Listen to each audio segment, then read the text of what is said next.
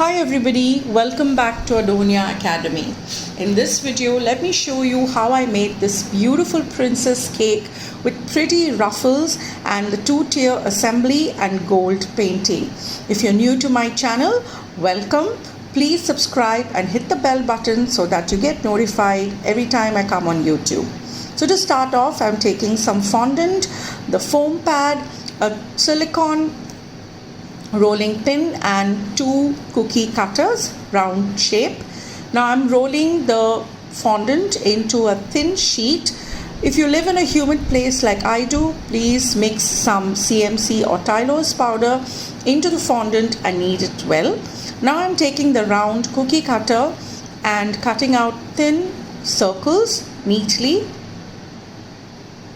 When you're working with fondant, please make sure you work in a cool and well air-conditioned room if you're living in a humid place like I do. Otherwise the fondant is going to get sticky. Now using a steel ball tool, I'm thinning out the very edge of the circle, keeping it on the foam pad, making sure that the very edge is getting thinned and ruffled. Now I'm folding the circle into 4 to make a cute ruffle and pinching in the center like so. Attach it to your cake using some edible glue or a little bit of water. Let me show you once again how to fold it. After thinning out the edges, fold it into 2 and then into a quarter and pinch the center, holding it like so that it forms a nice ruffle.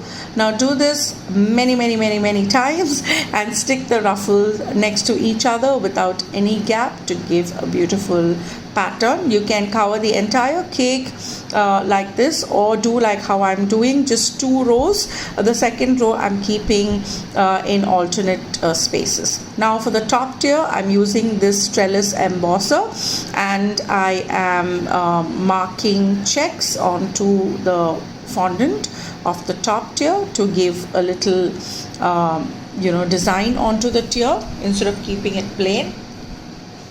Next, I've just stuck some gold balls, edible balls, and I'm assembling the cake using some bubble tea straws for support onto the bottom tier. You can also use acrylic dowels or wooden dowels. There are many options available in the market, so choose what suits you best, but make sure to give proper support so that the bottom tier doesn't collapse. Now for the center support, to keep the top tier from sliding around, I'm using a wooden dowel and cutting it to size and carefully placing the top tier onto the bottom tier.